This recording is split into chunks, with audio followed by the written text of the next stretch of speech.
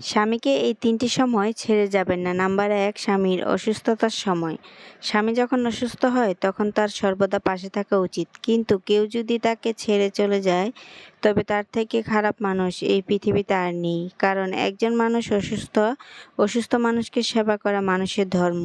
যদি অসুস্থ মানুষের সেবা না করে দূরে সরে যায় সেটা আসলে অনেক খারাপ। নাম্বার ২, স্বামীর অভাবের সময়। স্বামীর অভাবে কখনোই স্বামীকে ছেড়ে চলে যাবেন না। কারণ স্বামীর অভাব আজকে আছে, কালকে নাও থাকতে পারে। এজন্যই স্বামীকে অভাবের সময় ছেড়ে চলে যাওয়া যাবে না। আজকে ব্যবসা মন্দ তো কী হইছে, কালকে ব্যবসা ভালো হবে। আজকে চাকরি নাই তো কী হইছে, কালকে ভালো চাকরি হবে। তাই কখনো স্বামীকে অভাবে ছেড়ে যাবেন না। অভাব আসে আল্লাহ তাআলার তরফ থেকে, সে সময় মানিয়ে নিতে হয়। অবশ্যই আল্লাহ রাব্বুল আলামিন যা করে সবকিছুই ভালোর জন্যই করে। আল্লাহ তাআলা নিশ্চয়ই ভালো কোনো কিছু রেখেছেন।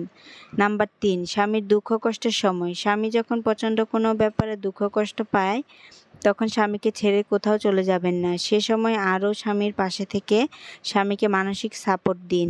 স্বামীকে বলুন, আজকে সমস্যা হয়েছে, কি হয়েছে, কালকে ভালো দিন আসবেই। আমাদের রাত আসে কেন জানেন তো? নতুন একটা দিন নিয়ে আসার জন্য, নতুন একটা ভালো দিন পাওয়ার জন্য। আল্লাহ তাআলা সবাইকে বোঝার তৌফিক দান করুক। আল্লাহ তাআলা সবচেয়ে বেশি খুশি হন কখন জানেন? স্বামী স্ত্রী যখন একসাথে হাসেন তখন আল্লাহ তাআলা সবথেকে বেশি খুশি হন।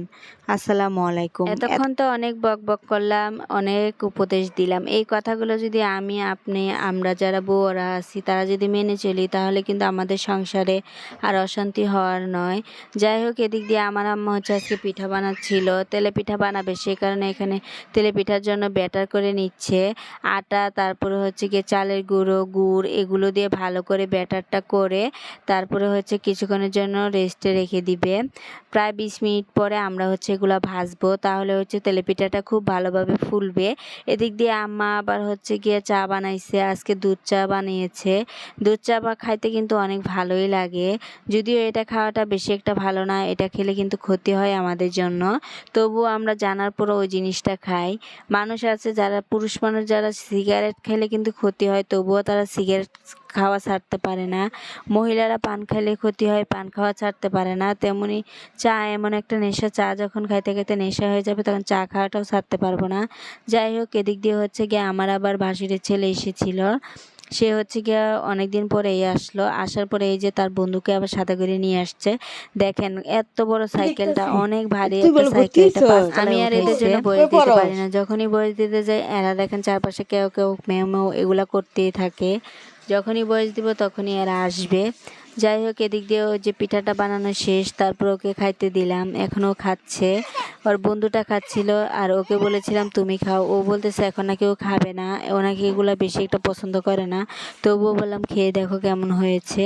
তারপরে এই যে একবার নিচ্ছে আবার রাখছে, পরে ওদের দুজনকেই প্রথমে টেস্ট করতে দিলাম, তারপরে আমার আম্মা আরও ভাজতেছিল।